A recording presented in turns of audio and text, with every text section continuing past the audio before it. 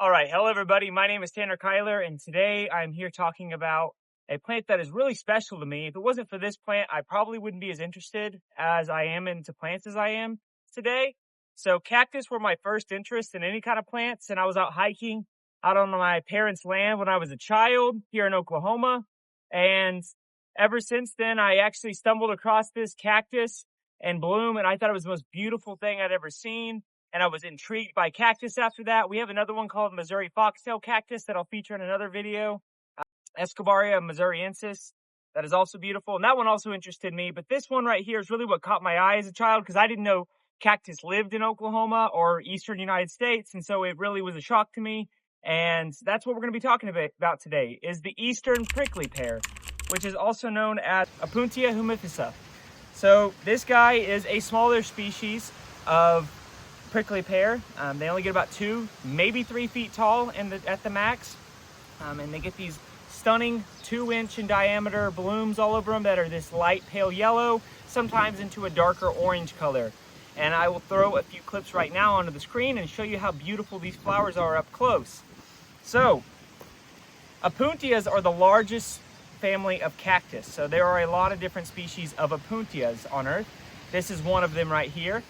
This is the Eastern Prickly Pear, and the Eastern Prickly Pear is found all across North America and is definitely very cold hardy. So this guy is good down to around -20, -30, so about zone 5A, maybe even 4B, and proper soils.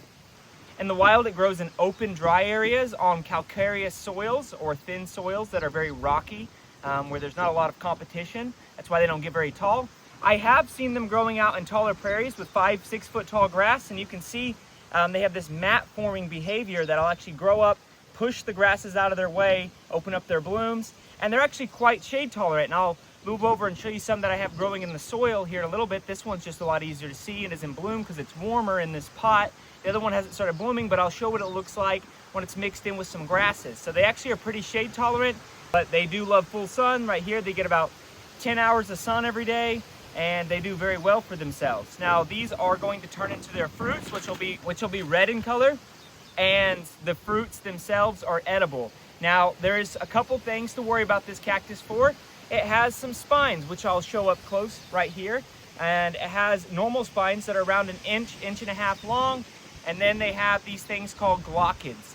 The glochids are these fiberglass-like needles and these little clusters of bracteoles near all of the spines, and they're actually what you have to watch out for the most. They're very irritating to the skin. They won't kill you or anything, but they're very annoying and have a mild toxin on them, so they irritate the skin, similar to maybe poison ivy or something like that.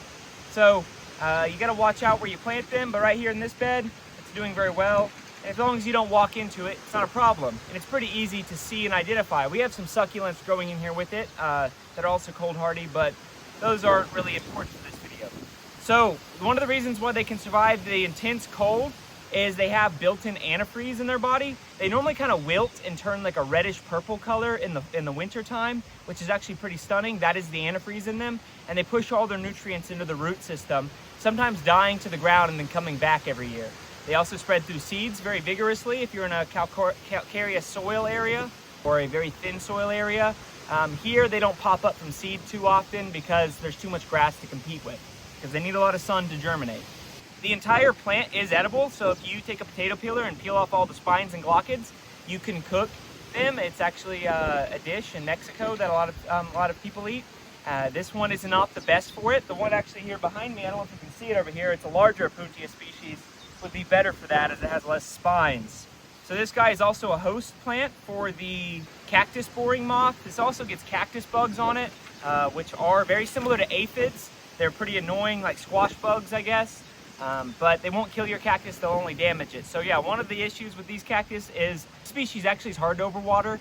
It actually is one of the hardier species when it comes to water tolerance, but the cactus bugs will drain a lot of the moisture from it, and more gives it an unpleasant appearance. And I'll actually take you over and show you some of those here in a minute. The Arg tiger moth also uses this guy as a host plant to reproduce on, and so does Julia's decomia, which is another species of butterfly. It supports pollinators. Right now, there are a ton of pollinators, and I'll throw those blooms in with all the bees going on them. Sorry about the wind. I might have edited it out. but it's really windy today and I wanted to film this guy while it was in bloom. So here we are. Sorry about the quality.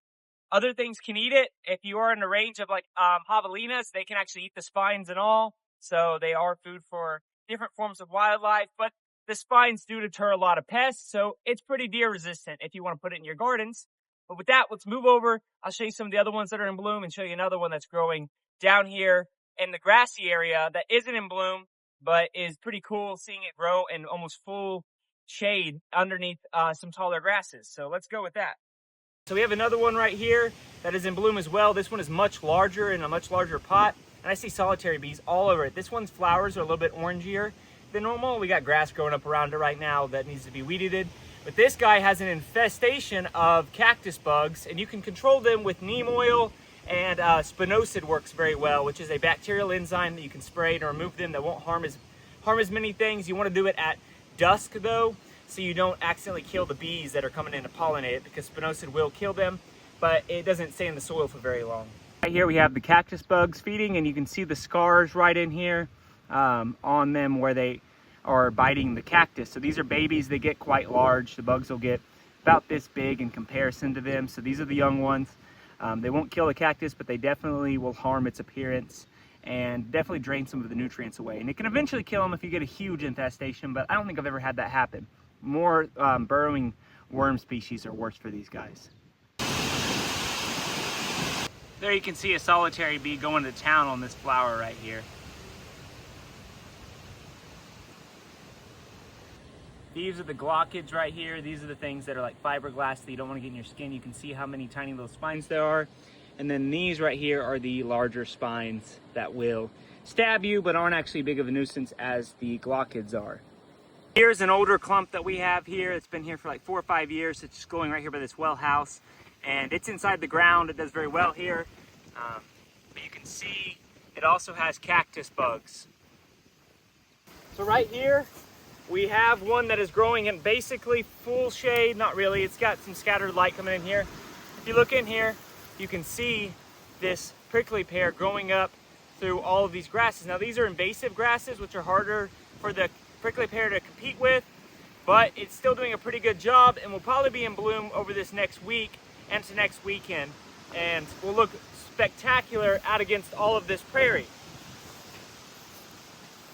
All right, well that's about it for today's video. I hope you enjoyed, and I hope you learned something about the Eastern Prickly Pear and decided to plant some on your property if you live within its native range, or even if you don't, put it in a pot, bring it inside if you live in a really cold area. Make sure to hit like and subscribe if you enjoy this video and want to see more like it and learn more about the natural world and the plants that surround us here in North America and across the world, as I want to spread out and start to make more content about different things all over the world. Please comment if you have any questions or concerns. I try to reach out and comment on all the comments that people ask questions and stuff with. If you want to know more about this plant, or I didn't mention something that you want to know about, make sure to reach out and leave a comment. With that, I hope you have a great rest of your day, and we'll see you next time.